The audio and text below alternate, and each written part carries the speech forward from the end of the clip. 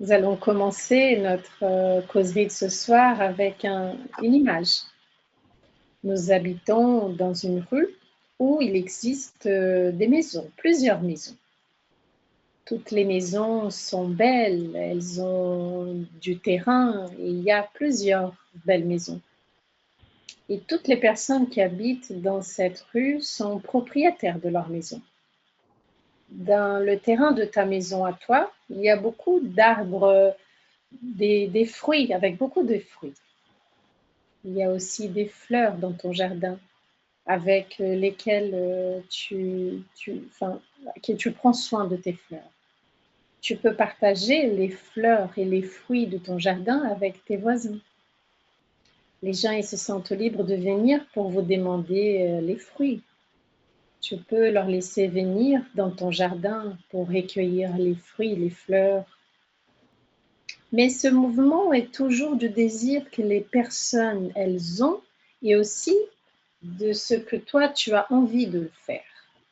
Si un jour, tu n'as pas envie que les personnes viennent chercher les choses, vous dites tout simplement non, aujourd'hui, non, je suis désolée.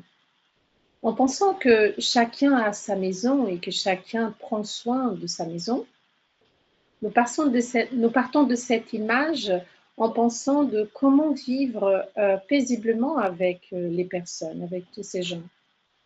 Une autre chose auquel nous rêvons, c'est que nous pouvons donner de l'aide à ceux qui en ont besoin et aussi en avoir quand le besoin vient de nous.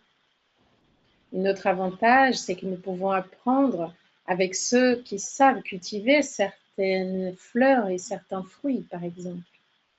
Ou apprendre aussi avec les histoires ou les expériences que les autres personnes, elles ont.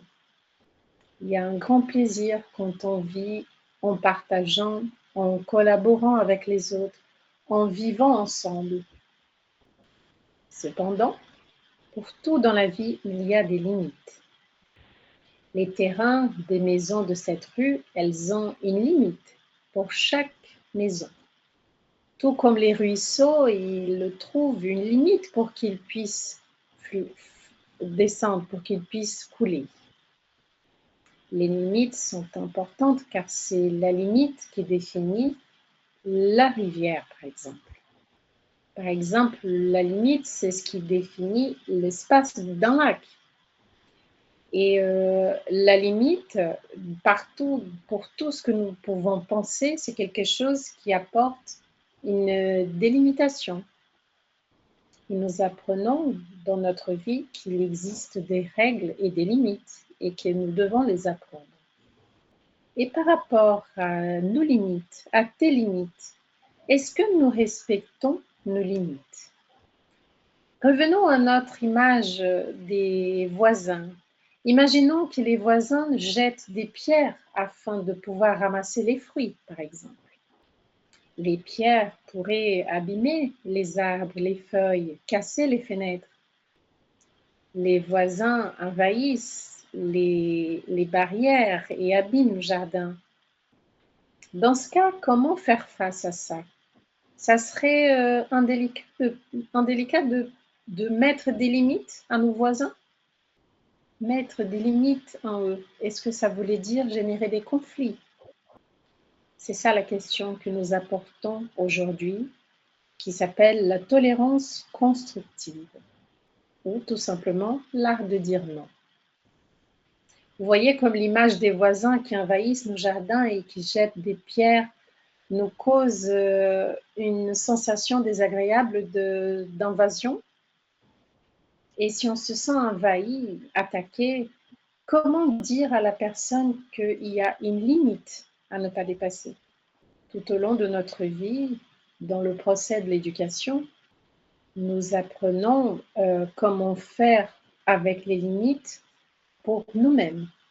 Mais quand on arrête, quand on laisse d'être nous-mêmes juste pour éviter les conflits.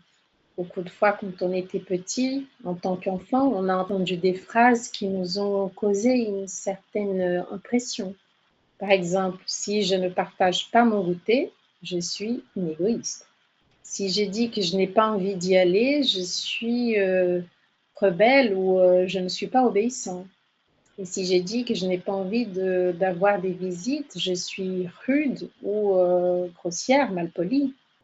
Je ne suis pas polie, je ne suis pas civilisée. Il y a une façon de voir ça, quand nous sommes civilisés, quand nous sommes éduqués et quand nous laissons les personnes envahir nos limites.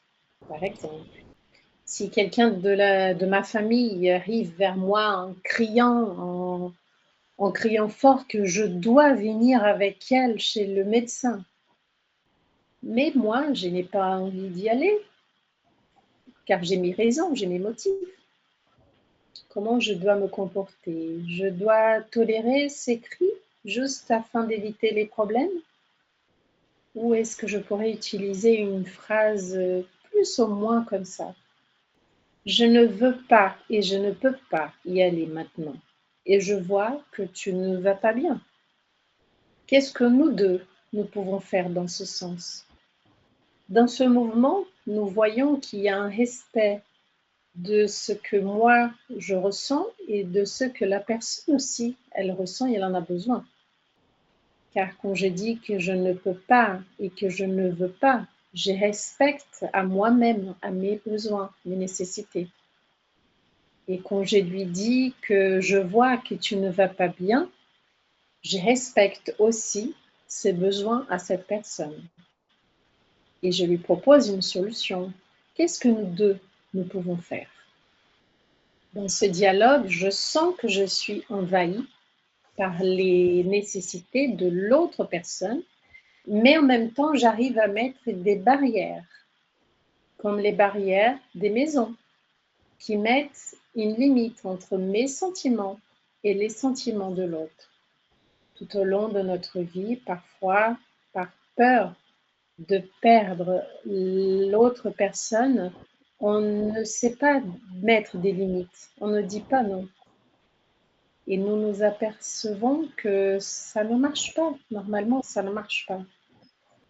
Car l'autre, il a besoin de savoir qu'il a dépassé une certaine limite. Quand nous arrivons à dire l'autre, nos sentiments, nos besoins, nous sommes en train de mettre une barrière au bon endroit. L'autre, il ne va plus envahir, il ne va plus attaquer notre barrière, notre centre, notre territoire.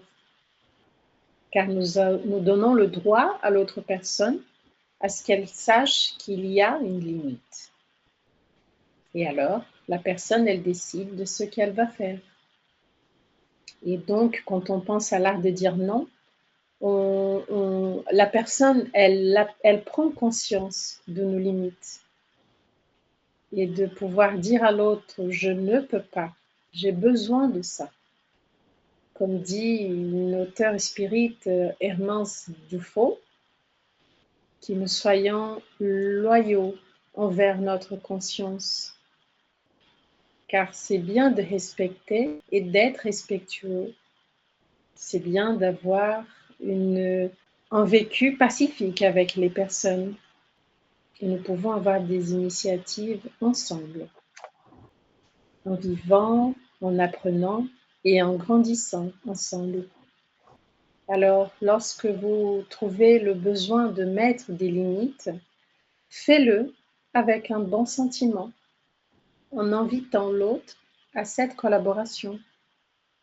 Ça, c'est le concept qu'Hermance nous apporte, la tolérance constructive qui nous fait apprendre.